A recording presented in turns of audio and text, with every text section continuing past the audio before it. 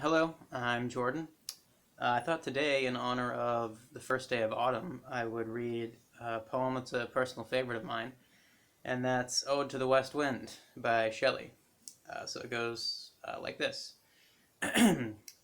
O wild west wind, thou breath of autumn's being, thou from whose unseen presence the leaves dead are driven like ghosts from an enchanter fleeing, yellow and black and pale and hectic red, pestilence-stricken multitudes, O thou who chariotest to their dark wintry bed the winged seeds where they lie cold and low, each like a corpse within its grave, until thine azure sister of the spring shall blow her clarion o'er the dreaming earth, and fill, driving sweet buds like flocks to feed in air, with living hues and odors, plain and hill.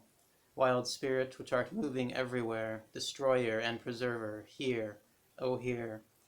Thou on whose stream, mid the steep sky's commotion, loose clouds like earth's decaying leaves are shed, shook from the tangled boughs of heaven and ocean, angels of rain and lightning. There are spread on the blue surface of thine airy surge, like the bright hair uplifted from the head of some fierce Maenad, even from the dim verge of the horizon to the zenith's height, the locks of the approaching storm.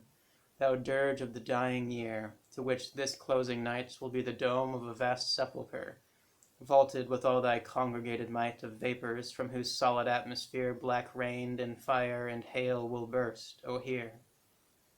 Thou who didst waken from his summer dreams the blue Mediterranean, where he lay, lulled by the coil of his crystalline streams beside a pumice isle in Bayes Bay, and saw in sleep old palaces and towers quivering within the waves' intenser day, all overgrown with azure moss and flowers so sweet the sense faints picturing them. Thou for whose path the Atlantic's level powers cleave themselves into chasms, while far below the sea blooms and the oozy woods which wear the sapless foliage of the ocean know thy voice, and suddenly grow gray with fear, and tremble and despoil themselves, O hear. If I were a dead leaf thou mightest bear, if I were a swift cloud to fly with thee, a wave to pant beneath thy power and share the impulse of thy strength, only less free than thou, O uncontrollable. If even I were as in my boyhood, and could be the comrade of thy wanderings over heaven, as then, when to outstrip thy skyey speed scarce seemed a vision, I would ne'er have striven as thus with thee in prayer and my sore need. O lift me as a wave, a leaf, a cloud. I fall upon the thorns of life, I bleed. A heavy weight of hours has chained and bowed one too like thee, tameless and swift and proud. Make me thy make me thy lyre, even as the forest is. What if my leaves are falling like its own?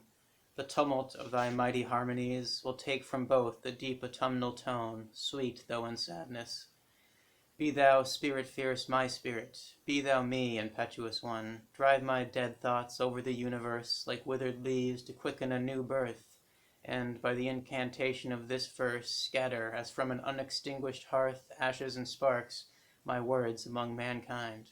Be through my lips to unawakened earth the trumpet of a prophecy. O wind, if winter comes, can spring be far behind? So if you'll forgive my very, very monotonous reading of that, I think you'll agree it's a quite lovely poem. So thank you for watching, and have a good day.